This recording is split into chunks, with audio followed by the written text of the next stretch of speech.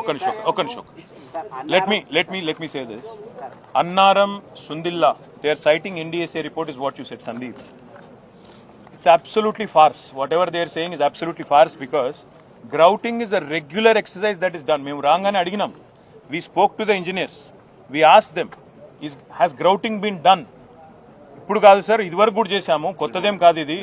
NDSA లేనప్పుడు జరిగింది, regular గా అన్నిట్లో జరుగుతుంది సార్. ఇది పెద్ద ఇష్యూయే కాదు, రొటీన్ మెయింటెనెన్స్. అది 2020లో కూడా చేసినాము. ఇదంతా వీళ్ళు చెప్పేది ఫార్సు, ఎన్డీఎస్ఏ ఫార్సు, ఇవన్నీ ఫార్సు.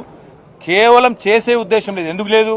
ఎందుకు లేదంటే సింపుల్ బ్రదర్, దొంగకు తేలుగుట్టింది. ఇన్ని రోజులు కాళేశ్వరం బేకార్ అన్నారు, ఇలా నీళ్లున్నాయి, బటన్ నొత్తితే కేసీఆర్ పేరు వస్తుంది. ఏమైందిరా నిన్నటిదాకా నడవదన్నారు, ఇప్పుడు నడుస్తుందని చెప్పి ప్రజలు నిలదీస్తారు. ఏం చేయాలి మరి? దొంగకు తేలుగుట్టింది కాబట్టి ఏం చేయాలో అర్థమైతలేదు.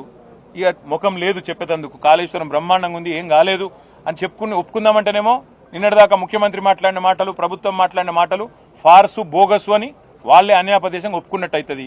ముఖం లేక తేలుగుట్టిన దొంగల లెక్క ఇవాళ వీళ్ళు తప్పించుకునే ప్రయత్నం చేస్తున్నారు ఎన్డీఎస్ఏని అడ్డం పెట్టుకుని. ఇప్పుడు జగదీష్ రెడ్డి గారు కరెక్ట్గా చెప్పారు, ఇలా రెండు పార్టీలు దోషులే. వీళ్ళేమో ఇక్కడ ఉన్నోళ్ళేమో కాళేశ్వరాన్ని బద్నాం చేసి, కేసీఆర్ను బద్నాం చేసి రాజకీయంగా ప్రయోజనం పొందాలని వీళ్ళ చిల్లర ప్రయత్నం.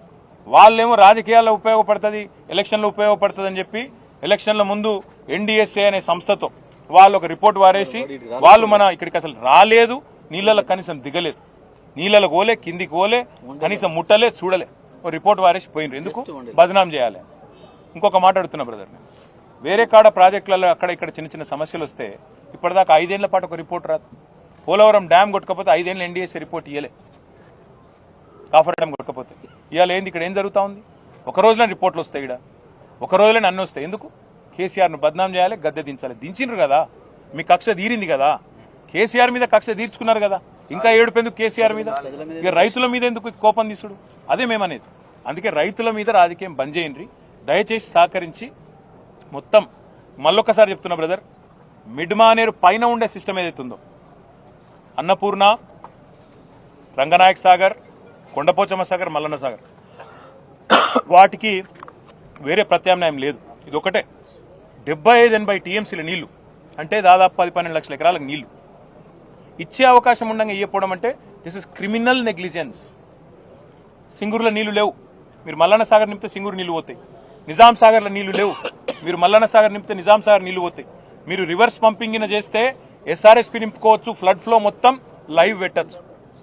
ఇన్ని అవకాశాలు కేసీఆర్ మీకు బంగారు పల్లెంల పంచభక్ష పరమాణాలు వడ్డించి పెట్టిపోతే వాడుకునే తెలివి లేదు, ఇవాళ బయటకు వచ్చి చెప్పుకునే ముఖం లేదు, మనసు లేదు రైతులకు ఇచ్చేది. అందుకే 2 తారీఖు దాకా చూస్తాం.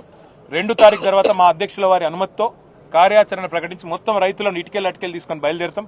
ఇక్కడ కిందికెళ్ళి సౌత్ నుంచి, అటు ఖమ్మం జిల్లా నుంచి మొదలు పెడితే పాలేరు నుంచి సూర్యాపేట జిల్లా, ఇటు పైన